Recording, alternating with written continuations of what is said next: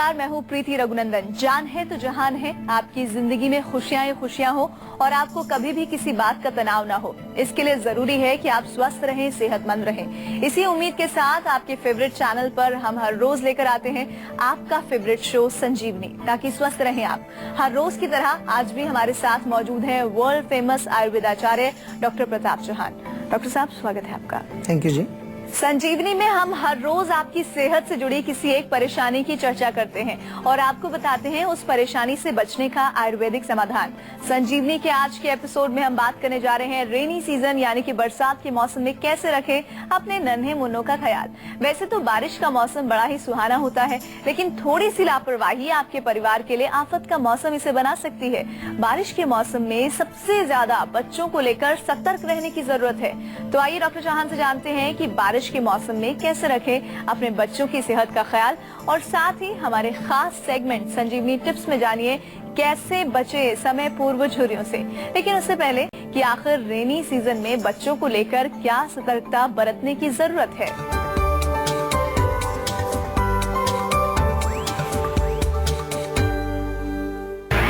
बारिश का मौसम बिगाड़ न दे आपके लाडले की सेहत। बरसाती बीमारियों से कैसे बचाएं अपने बच्चे को। चलिए डॉक्टर साहब से बातचीत का सिलसिला शुरू करते हैं और जानते हैं कि कौन कौन सी ऐसी वजहें हैं जिन्हें लेकर रेनी सीजन में सबसे ज्यादा बच्चों को लेकर अलर्ट रहने की जरूरत है। तो डॉक्टर साहब, शुरुआत बता दीजिए, कौन कौन सी वजह हैं जिनसे संभल कर रहने की आवश्यकता है। देखिए, सबसे पहले जरूरी है कि जो बच्चे हैं उनकी इम्यूनिटी पावर को हम मजबूत बनाएं, क्योंकि बच्चे कमजोर होते हैं। बड़ों के अगर कंपैरिजन में देखें तो उनकी इम्यूनिटी थोड़ी कमजोर होती है, और यही कारण है कि बरसात के दिनों में, क्योंकि माहौल ऐसा होता है, गंदा पानी है, पानी भरा हुआ है, बच्चे भीग गए हैं, या कभी कभी जो है हमारी जो बाहर का जो वातावरण है उसमें नमी होने के कारण बहुत ज़्यादा ह्यूमिडिटी बढ़ जाती है बरसात के दिनों में, तो वहाँ पर वायरस, बैक्टीरिया, पानी के अंदर मच्छर, कई प्रकार के और जो है वहाँ कीटाणु पैदा हो जाते हैं। तो इसलिए बच्चों को हमें विशेष रूप से ध्यान रखना है कि ऐसी चीज़ों से बचाना है। खास तौर से इसके अतिरिक्त कुछ बच्चे खाने पीने का जो सामान होता है बाहर गली में खाते हैं, या स्ट्रीट पर जो कुछ वेंडर्स होते हैं उनसे बच्चा खा लेते हैं। उसमें भी दूषित भोजन हमें आम तौर पर बरसात में काफ़ी मिलता है। घर में रखा हुआ भोजन भी बहुत जल्दी से दूषित हो जाता है। तो इन सब चीज़ों को हमें ध्यान रखना है। ये तमाम कारण हैं जो बच्चों को बीमार कर सकते हैं, और बच्चों की जो इम्यूनिटी पावर है, रोग प्रतिरोधक शक्ति, उसको हमें मजबूत बनाने की कोशिश करनी चाहिए। और ये हमेशा ध्यान रखना चाहिए कि बच्चे जो हैं वो बड़ों से थोड़े कमजोर होते हैं। इसलिए आपने देखा होगा कि अमूमन बरसात के सीजन में बहुत सारे ऐसे इन्फेक्शन, बहुत सारी ऐसी प्रॉब्लम्स होती हैं जिनसे कि हमारे बच्चे उन रोगों से वो पीड़ित होते हैं, और उसके लिए फिर हमें बहुत सारी दवाइयाँ उनको खिलानी पड़ती हैं, बहुत स्ट्रॉन्ग मेडिसिन देनी पड़ती हैं। छोटे छोटे बच्चे हैं, उनकी इम्यूनिटी पहले ही कमजोर है, दवाइयाँ स्ट्रॉन्ग देंगे तो और कमजोरी आएगी। तो पहली चीज है कि थोड़ा प्रिवेंशन करके रखें, और अगर कुछ हो जाए तो आयुर्वेदिक चिकित्सा उनकी करनी चाहिए। आयुर्वेद में बहुत अच्छी औषधियाँ उन बच्चों के लिए हैं। तो डॉक्टर साहब, आपने बताया कि ये वजह हैं, ये वो एरियाज हैं जहाँ पर सतर्क रहने की जरूरत है, खास तौर पर माता पिता को रेनी सीजन में। वो बीमारियाँ कौन कौन सी हैं जो बच्चों को हो सकती हैं इस मौसम में? आमतौर पर जो बीमारी होती है, तो जैसे कोल्ड हो जाएगा, छींकें आएंगी, गला खराब हो जाएगा, खांसी या सांस भी थोड़ा फूल के आना, पसलियाँ चलना एक बड़ी कॉमन सी प्रॉब्लम है, बुखार हो जाता है बच्चों को, फोड़े, फिंसी, खारिश, खुजली वगैरह बहुत कॉमनली हो जाता है बरसात के दिनों में।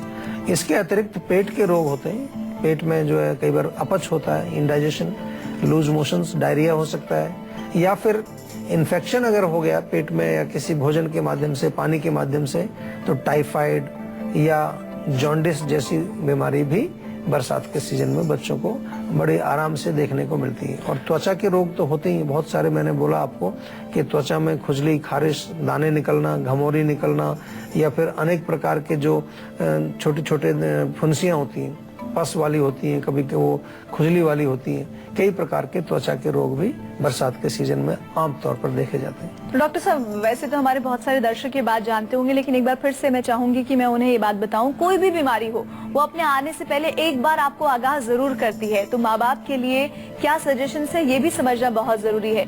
जिस वक्त उनका बच्चा बीमार होने वाला है, कुछ न कुछ ऐसे संकेत लक्षण होते हैं किसी भी बच्चे के भीतर जो पता लग जाते हैं। वो लक्षण क्या है डॉक्टर साहब? सबसे पहले बच्चे को कमजोरी महसूस होगी। आप देखेंगे कि बच्चा जो नॉर्मली काफी खेलता कूदता उछल कूद करता है वो थोड़ा सुस्त हो जाएगा, आपको लगेगा, या जो है हल्का उसमें कमजोरी सी महसूस होगी। जो आपका डेली रूटीन के जो काम होते हैं उसको करने में थोड़ा उसको वीकनेस फील होगी, हल्का सा बुखार हो सकता है, या फिर जो है नाक से पानी बहना, आंखों में लालिमा होना, आंखों में जलन होना, पेट में कुछ उसको दर्द वगैरह होना।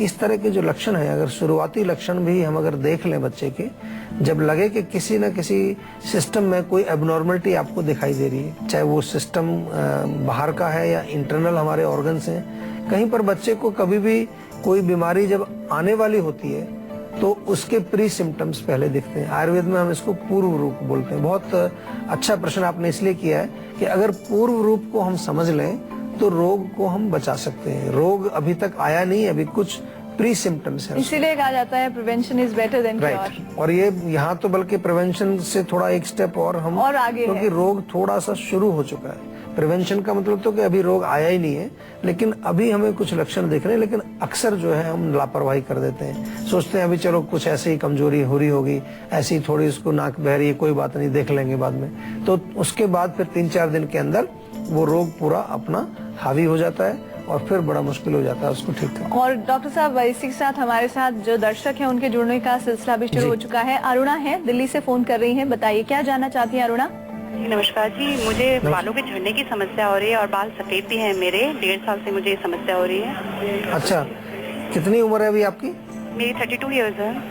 अच्छा, देखो अभी क्योंकि बाल सफेद होने और बाल गिरना दोनों ही हमारे यहाँ आयुर्वेद में इनका मूल कारण माना गया है कि अगर बहुत ज्यादा गर्मी हो, बहुत ज्यादा पित्त बढ़ा हुआ है आपके शरीर में, तो आमतौर पर बाल सफेद होते हैं, बाल गिरते हैं। अब गर्मी क्यों होती है?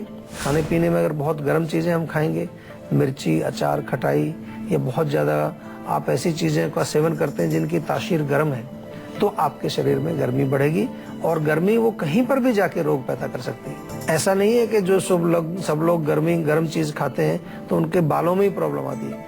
किसी को जो है त्वचा के रोग आ जाएंगे, किसी को अंदर सूजन हो जाएगी, किसी को जहां कहीं भी वो पित्त जा करके स्थापित होगा वहीं पर रोग पैदा करेगा। सबसे पहले जरूरी होता है कि कोई भी रोग आपको, उसके मूल कारण को समझना। बार बार हम आपको ये सुझाव भी देते हैं, ये आपको समझाते भी हैं कि जब आपको ये मालूम चल जाएगा कि आपके रोग का मूल कारण क्या है, उसके बाद चिकित्सा की बात आती है। होता उल्टा है।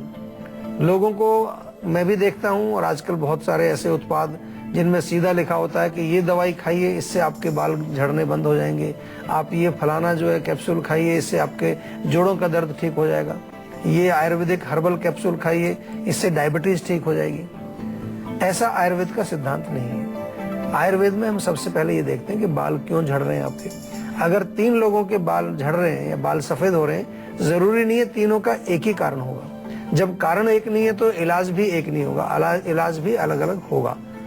किसी का गर्मी की वजह से हो सकता है, किसी का टेंशन की वजह से हो सकता है, किसी का अन्य बीमारी की वजह से हो सकता है। जैसे थायराइड की प्रॉब्लम हो जाती है, थायराइड की जो रोगी होते हैं उनके बाल गिरने शुरू हो जाते हैं, या कोई और ऐसी कमजोरी वाली बीमारी, आपको हीमोग्लोबिन कम है, खून कम बनता है आपके शरीर में, उससे भी आपके बाल गिर सकते हैं। तो सिंपल चीज, सबसे पहला स्टेप है कि समझने की कोशिश करिए क्यों आपको रोग है। अगर आपको समझ नहीं आता है तो आयुर्वेदिक चिकित्सक से परामर्श कीजिए।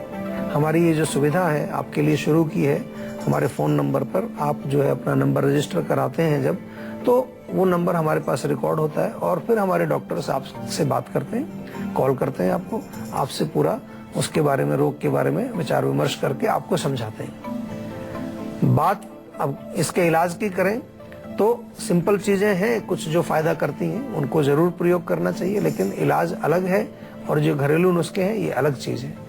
एक तो बालों में तेल अवश्य लगाना चाहिए रेगुलरली।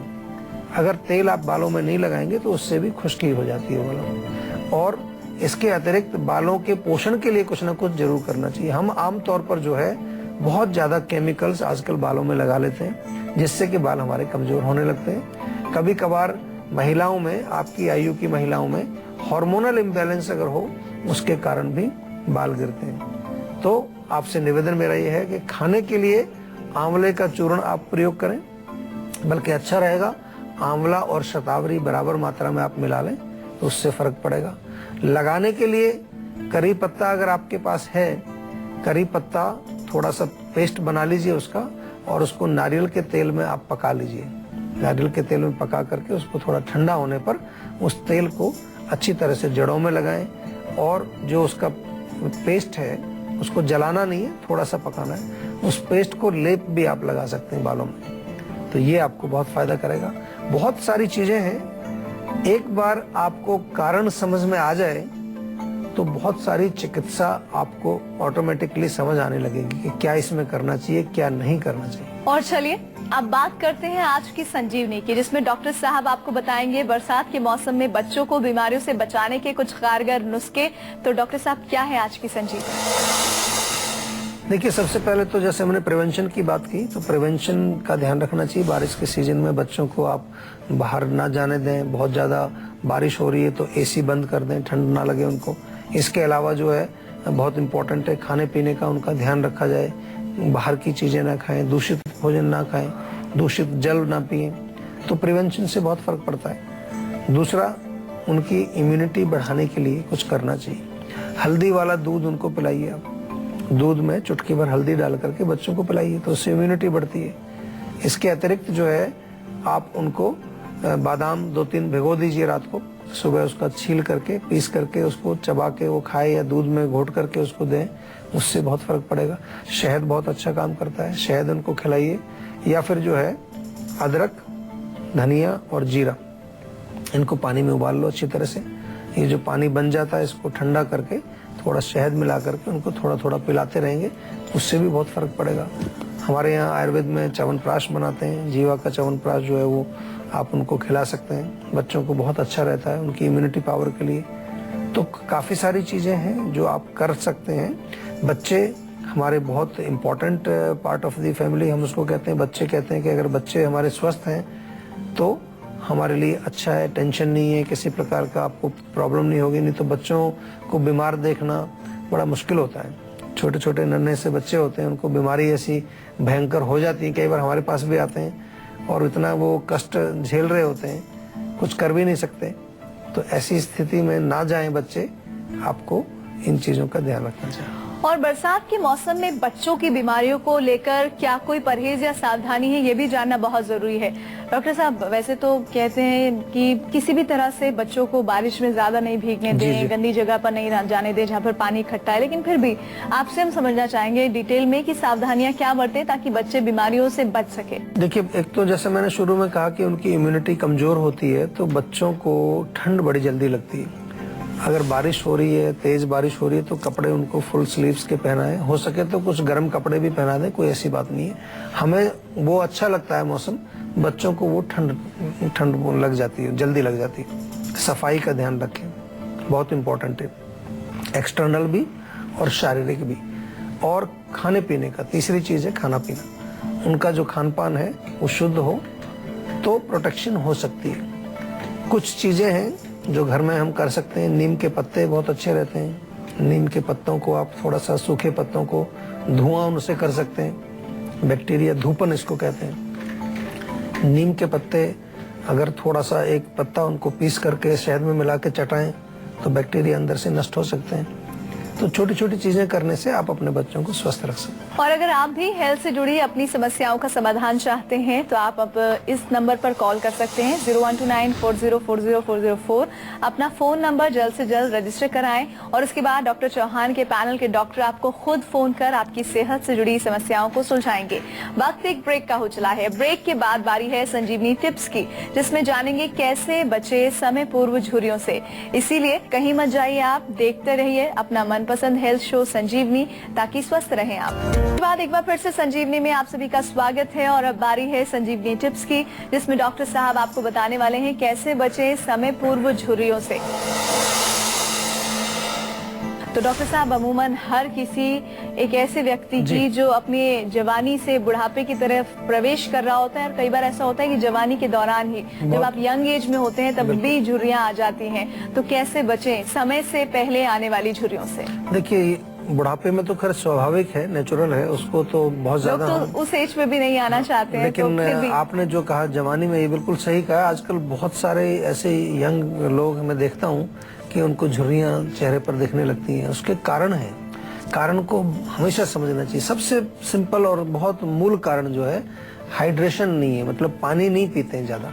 चाय, कॉफी और पता नहीं क्या क्या लोग पीते रहते हैं आजकल, कोल्ड ड्रिंक्स वगैरह, तो उससे हमारी बॉडी में पानी की क्वांटिटी उतनी नहीं मिल पाती है, त्वचा हमारी सूखने लगती है। जैसे किसी पेड़ को अगर हम पानी नहीं डालेंगे तो सूख जाएगा, और सूखने पर वो झुर्रियां पड़ेंगी आपको। तो पानी पीना चाहिए, 2-3 लीटर पानी रोज पियेंगे तो आपके चेहरे पर झुर्रियां नहीं आएंगी। इसके अलावा दूसरा, नींद एक बहुत बड़ी इंपॉर्टेंट है। अगर नींद आपको अच्छी नहीं आती, या रात को आप देर से सोते हैं, जगते हैं रात को, तो भी आपके चेहरे पर झुर्रियां आ जाएंगी। तो गहरी नींद का आपको प्रबंध करना चाहिए। अगर नींद नहीं आती है तो रात को सोने से पहले तलवों में देसी घी की मालिश करें, उससे आपको नींद बहुत अच्छी आएगी। तीसरी चीज, बहुत कॉमन आजकल युवावस्था में मैं देखता हूँ, लोग स्मोकिंग बहुत करते हैं, सिगरेट बीड़ी का इस्तेमाल करते हैं, उसकी वजह से भी हमारे चेहरे पर झुर्रियां पड़ जाती हैं समय से पहले। तो स्मोकिंग को बिल्कुल छोड़ दीजिए। किसी प्रकार का जो है तंबाकू, धूम्रपान इत्यादि का आप बिल्कुल सेवन ना करें। और झुर्रियां आपके चेहरे पर अगर थोड़ी थोड़ी पड़नी शुरू भी हो गई हैं, तो उसके लिए बहुत अच्छा उपचार मैं बताता हूँ आपको। बादाम का तेल, जिसमें विटामिन ई भी होता है और कई प्रकार के उसमें अच्छे पोषक तत्व होते हैं, उसको आप चेहरे पर रात को सोने से पहले अच्छी तरह से मसाज करें। पहले चेहरे को धो लें अच्छी तरह से, धो करके तौली से पोंछ लें, और उसके बाद बादाम के तेल से मालिश करें, उससे आपको बहुत फर्क पड़ेगा। एक और कारण है झुर्रियों का आज के युग में, वो है मानसिक तनाव, टेंशन, स्ट्रेस जिसको बोलते हैं। तो स्ट्रेस को मैनेज करें, कुछ भी करें, डीप ब्रीदिंग करें, शवासन करें, जीवानंदा प्रोग्राम हमारा है, जीवा मेडिटेशन हमने एक बनाई है, वो आप कर सकते हैं। और एक हमने बड़ा अच्छा एक प्रोडक्ट भी तैयार किया है झुर्रियों के लिए, बहुत अच्छा कारगर है। हमारे यहाँ एक जीवा में सैफरन की क्रीम, केसर डाल करके एक क्रीम बनाई जाती है, सैफरन क्रीम उसको बोलते हैं, वो आप जरूर प्रयोग करें। और केसर का एक उबटन भी बनाया हमने, वो उबटन लगाने से हमारी त्वचा को पोषण मिलता है। ये आप हमारे यहाँ से या हमारी किसी क्लिनिक से आप ये ले सकते हैं, या बाय फोन आप ऑर्डर भी कर सकते हैं। तो आशा करते हैं कि डॉक्टर साहब ने आपको जो उपाय बताए हैं उन्हें अपनाने से आप हमेशा सेहतमंद रहेंगे। संजीवनी प्रोग्राम के जरिए हम आपको हमेशा फिट और हेल्दी बनाए रखेंगे। आपको बता दें, नंबर 0129404040 पर फोन कर आप अपनी कॉल जल्द से जल्द रजिस्टर कराएं। आप हमें ईमेल भी कर सकते हैं, ईमेल आईडी है info@jiva.com। आप फेसबुक के जरिए भी हमसे जुड़ सकते हैं। फेसबुक आईडी नोट कीजिए, www.facebook.com/jiva ayurveda। डॉक्टर साहब, बहुत बहुत शुक्रिया जानकारी के लिए। Thank you very much. तो इसी कामना के साथ कि आप स्वस्थ रहेंगे, अगले एपिसोड में आपसे फिर मुलाकात होगी। तब तक के लिए दीजिए इजाजत, नमस्कार।